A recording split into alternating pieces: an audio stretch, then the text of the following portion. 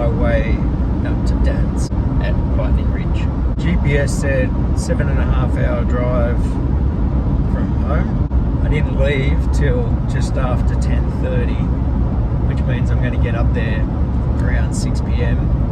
Thankfully, daylight saving started a couple of days ago. It'll still be light out. The reason I didn't leave as early as I was initially anticipating, I took the dogs for a walk this morning and took them for a good walk. It was just under an hour. Shower, getting my stuff ready. I mean, I should have got my stuff ready yesterday, but I was doing stuff around the house. Got the wallpaper up, got the baseboard down.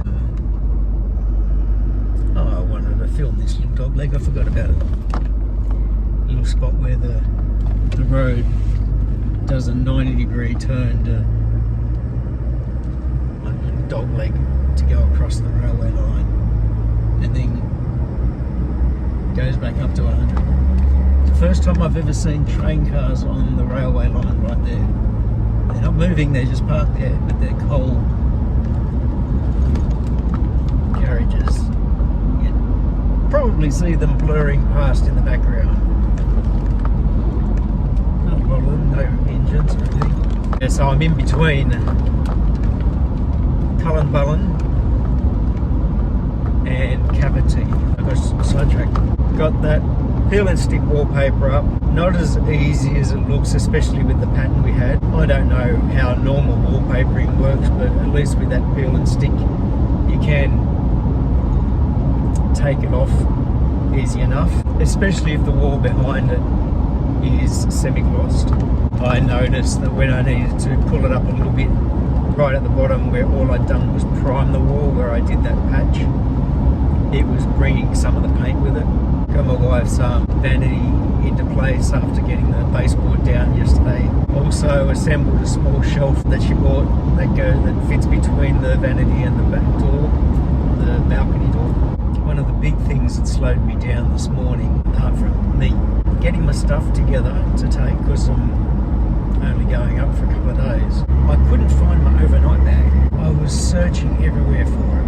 I finally found it where I thought I'd last seen it, jammed down next to the couch. So then I got my stuff all packed, food and snacks and fruit to bring and drinks, because it is a long drive. Finally got away at 10:30. I was thinking that I'd leave around 9:30, so an extra hour's not too bad.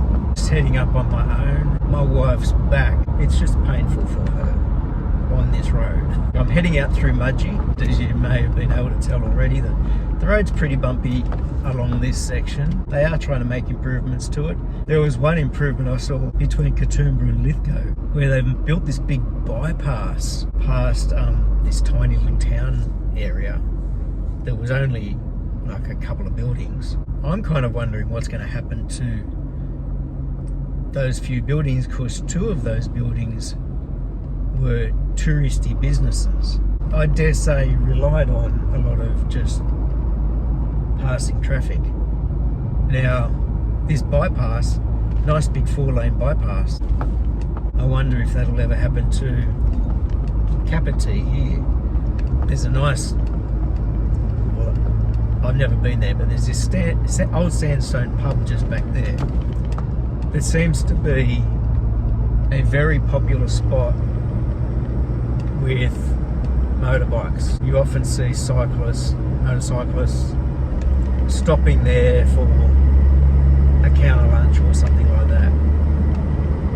And it was quite busy then, and what time is it now? 12 o'clock. And I did see a few motorbikes around. But yes, this road is very rough.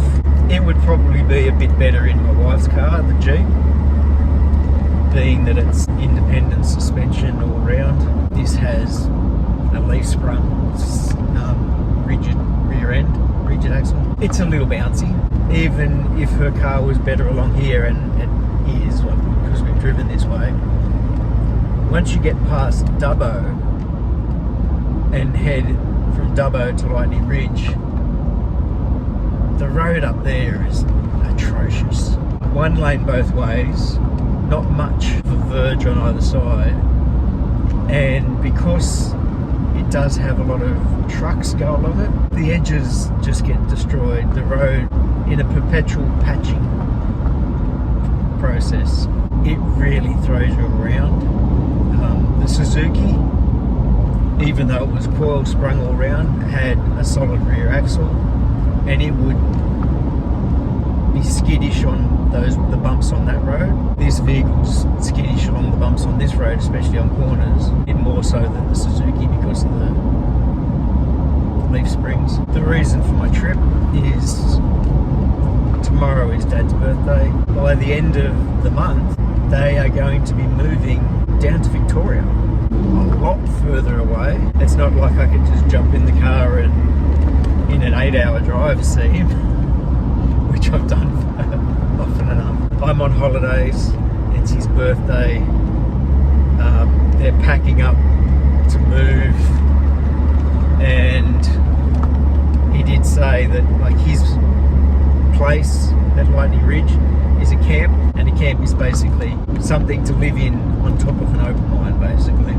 He has an opal mine under his house. He hasn't really been into a mine for years and years and years, getting a bit old for it. They were looking at selling up and moving by the end of the year, but there's been a guy who's wanted to buy his camp and his lease, mining lease that he has next door, and Dad's always kind of said no. Being that they were considering moving, the guy said, I'm still interested. Dad said, okay. So the guy is buying Dad's place and his lease next door. Apparently he owns the next lease and the next lease. So he's buying up this whole area. I've got a feeling that he's going to try and open cut it, because that's what's happened in the leases sort of behind Dad's. I might be able to show you that a bit when I'm up there. But because Dad's moving stuff out, they've been selling a lot of their stuff, their furniture, to make it easier to get in and out. His camp has a big 6-foot fence all the way around it, and then they have a lower fence closer to the house, which was like the yard for the dogs. All of his dogs have passed away. They decided not to get any more, with the knowledge that that fence is not there. Batman I wouldn't be too worried about, but Ava, she's not as well trained. I don't know what she's like. She's very curious. She might try and get out, find ways out. A little dog like her could easily fit under Dad's driveway gate, I think, but she'd have to be on the lead the whole time. So my wife said, like, why don't you just still go up? We were considering all going up together, driving up yesterday, which was a public holiday. When it was going to be just me, I rang Dad and said, look, told him the reasons why we're all going to come up. He said, fair enough. And I said, I'm still thinking of coming up, but I'll leave it till today. Let all the public holiday traffic craziness be gone. This is more than likely going to be my final drive up to Lightning Ridge ever. While I haven't done everything and seen everything that's up there, I've been up there often enough. I've done Fossil King, I've crawled around in the mines, I've gone to a lot of the tourist attractions up there, been to all the mining areas outside, like Grawin, and my main reason for ever going up there was because Dad lived up there. Been there for 32 years. When I think about that now, he was roughly my age when he moved up to run a bowling club. No, a bit younger than me. Driving up through Mudgee, after Mudgee it's kind of Dunnydoo. The last time driving through Dunnydoo, can't remember the names of all the places now. I've driven through them so many times. Meet up with the Castlereagh Highway at Gilgandra, then head north. Glargambone, Coonamble, Walgett, Mighty Ridge. By distance, Gilgandra's roughly the halfway mark, around 300k on either sides of it. The other side of it is usually the faster distance, because the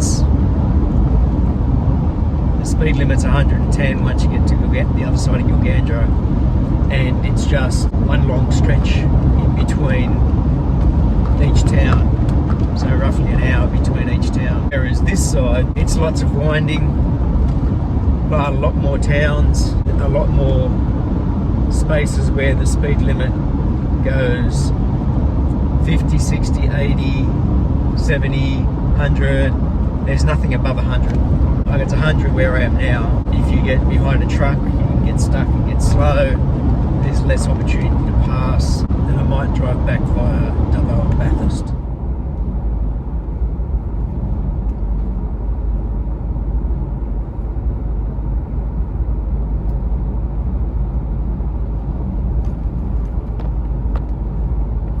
See things like this, Ilford,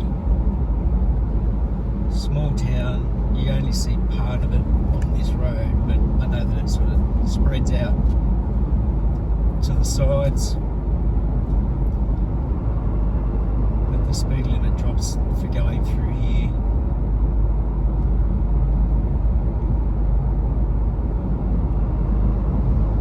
You can tell that the speed limit's going to pick up in a minute because the truck ahead of me just blew a lot of smoke to get up to speed.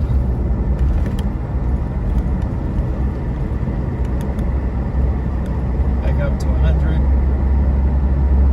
IG 55 k's.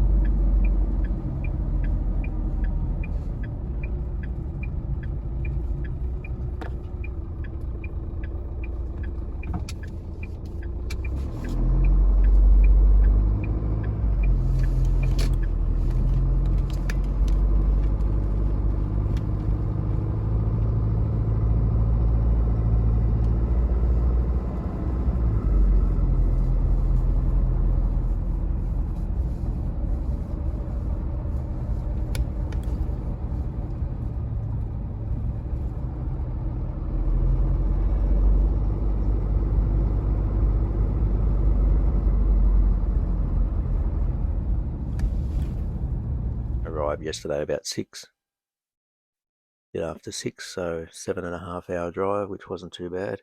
Decent night's sleep here in Dad's caravan, which he's selling also for the move. I was I was hoping to borrow it if he wasn't in a desperate rush to sell it, but there was somebody up here who wanted to buy it, and they've said yes, they're buying it. Today's Dad's birthday, and not sure what we're gonna do, but I just wanted to check out this mic again because I haven't used it in a long time. I'm not sure whether it's working that well, so I'll see. This is the area behind Dad's place. You used to be able to get a really nice sunrise here, but there been open cut mining out there, and they were actually cutting this morning too. And so, massive piles of dirt. I said Dad's got a nice view of the mountains now.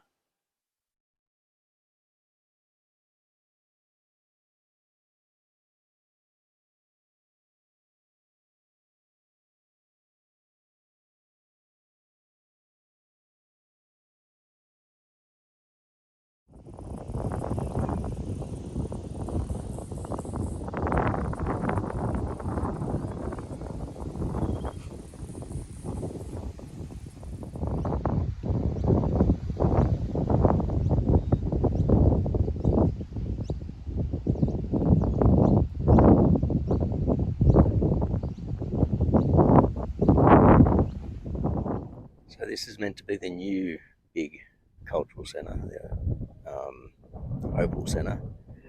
And what I saw before was like, you got this walkway down here, a ramp, makes you kind of look like you're coming into a mine.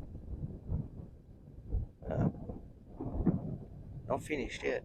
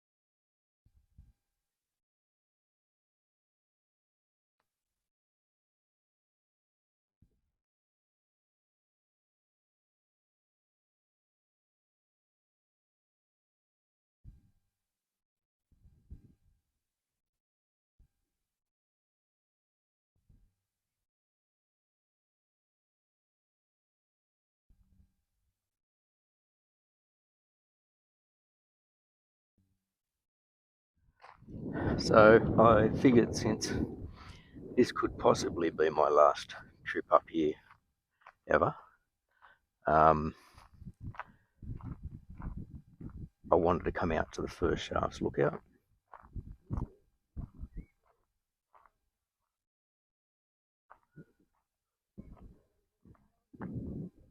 Interesting.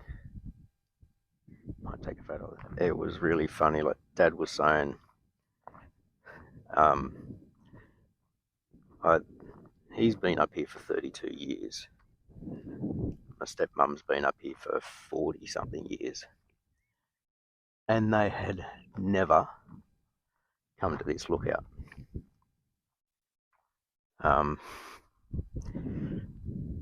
But this year, the bowling association, like every year, each district club holds a special dinner, and Lightning Ridge held theirs this year, and they held it here, set up like a long table and drinks, and they said there was like meat smokers and that sort of stuff, and they had big tables and chairs just set out all along this flat area, and the people were just amazed. Like, they came up here for sunset. The one thing they said was, normally the sunset looks the most spectacular when you've got a bit of cloud here. The weather's really weird today and yesterday. It was hot yesterday, but it was on and off overcast. This morning, like, this weird cloud in the sky. Like, it's just a little surreal.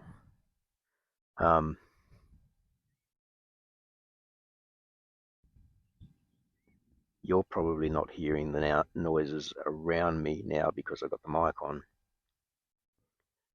but all I'm hearing is like little bits of birds.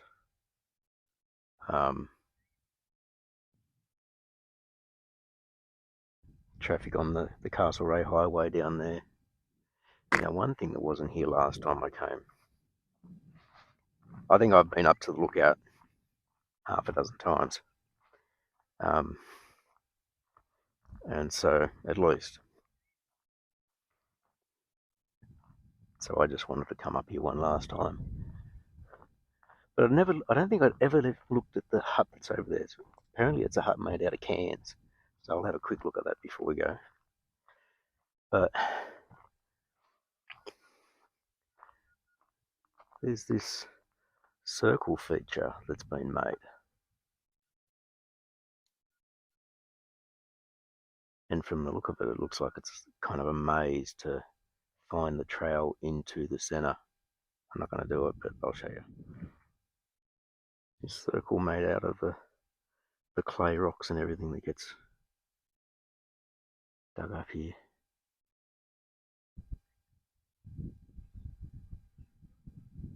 Not sure on the significance of it or who did it, but it wasn't here last time.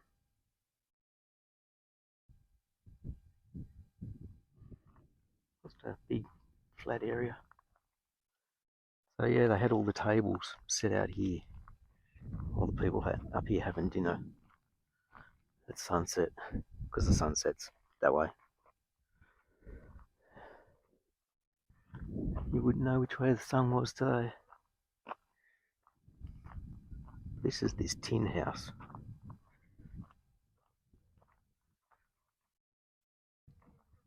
You can see that there's other old mine shafts around here.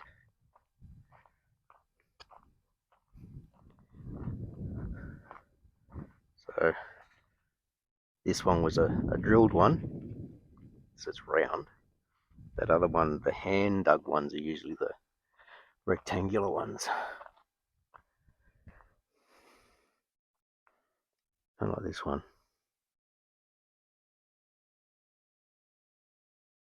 Don't drop your phone.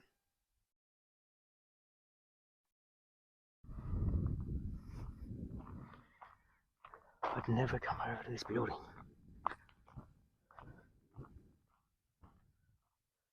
There's another shaft. That's another drilled one.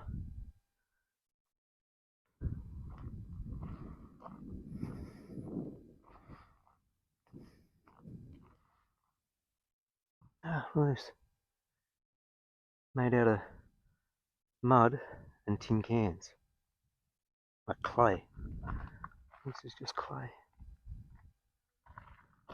It had louver windows in it.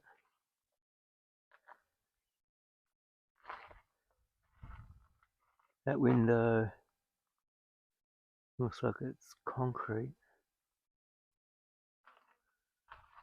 A couple little tie bolts. Steel door frame, so this is not that old. Can't be certain of that, but rough concrete floor.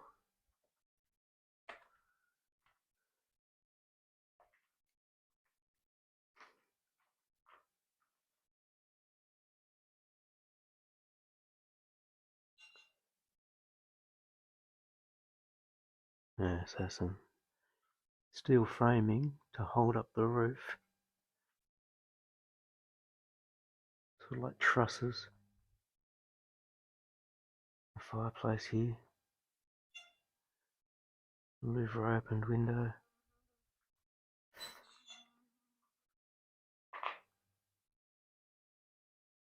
Looks like, yeah, bottom foundation of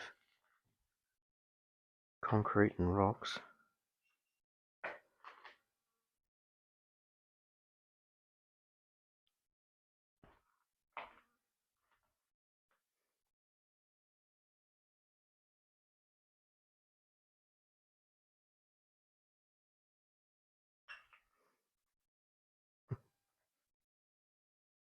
Yeah, adding myself to the book.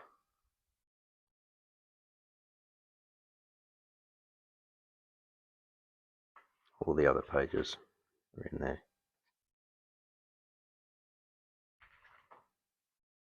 So I wonder when this was started. Because like I said, I didn't...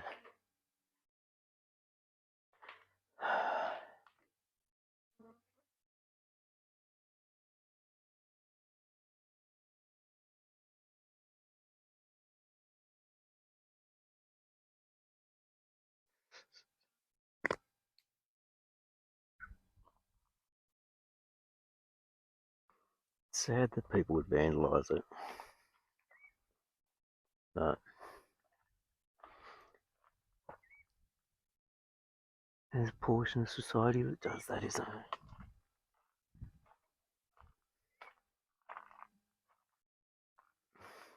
it? Donation box.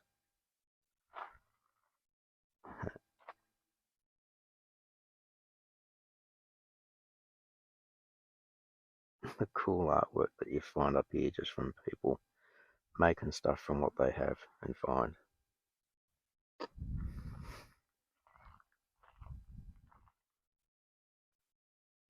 "1977. How have I not taken notice of this before?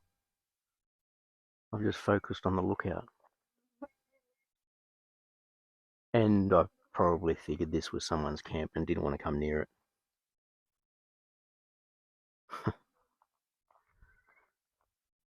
I mean, 6 k's into Lightning Ridge from here, wherever that was taken from. I'll head back over to the car. See if we've got some loose change that can be left for a donation.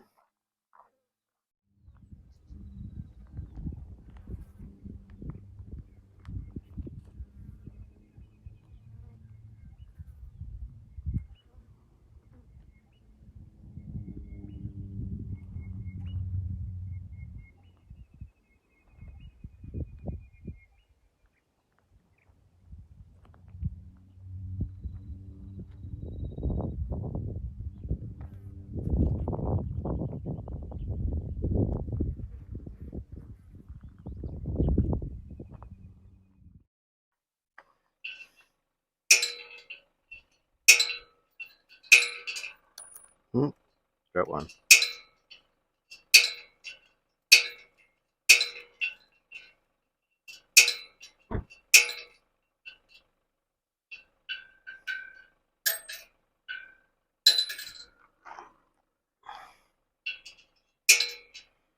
Yeah, mate.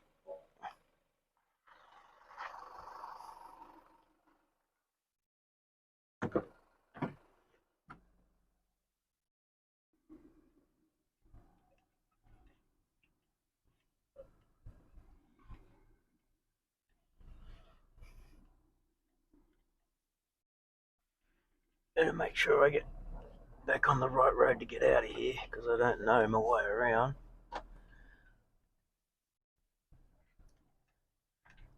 It's about 4 or 5k off the highway, and you just follow this trail of green car doors. So they've got these things up here called the car door tours that allow you to find your way around to historic event thingies. And see that little, you can't see it, little green thing on this tree? No.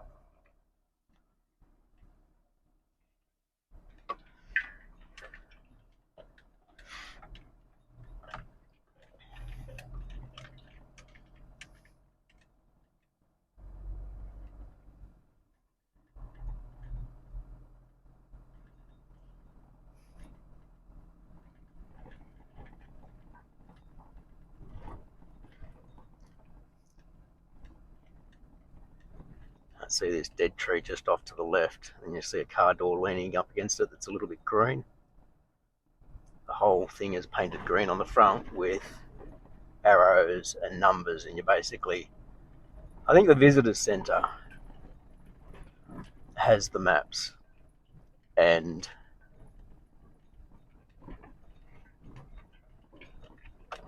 it'll show how many doors it is to the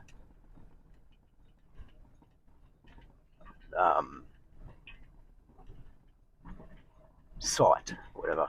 My phone's about to fall out of this thing.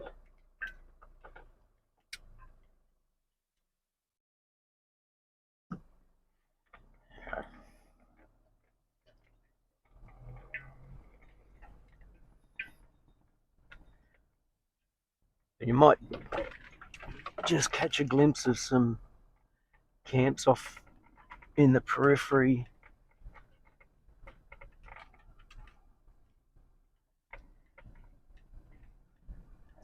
And you see that little green and white arrow on the tree? That's basically guiding you back out. And then there's the green car door guiding you in.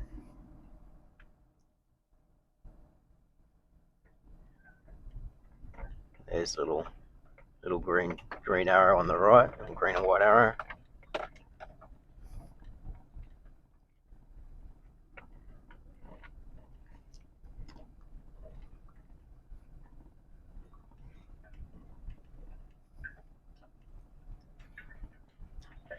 I think there's a blue, a red, and a yellow tour as well. At least. I've got a map at home from many years ago. Who knows if it's been updated since. It feels a little strange that this could be my last trip up here, because if I came up here, it was to basically see Dad. Quite a lot of the times in the last 20 years were bringing the dogs up and back. If we went overseas, he'd look after the dogs.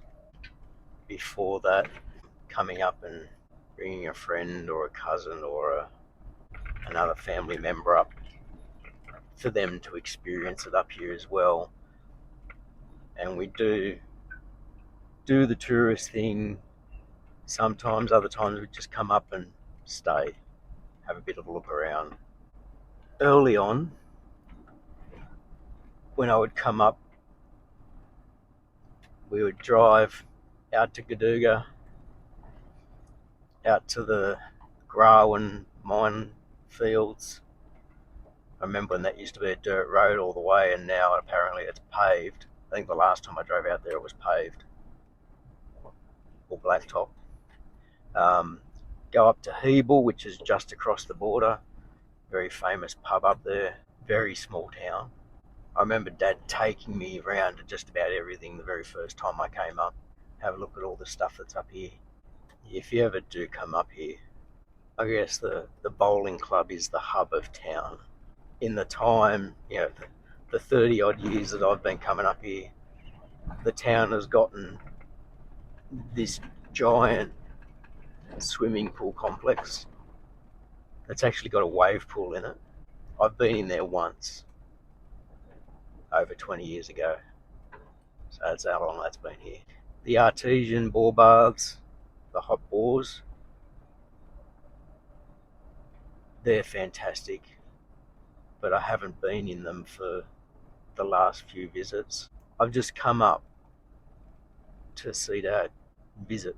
We do a little bit of looking around town again, but we'd only come up for a couple of days.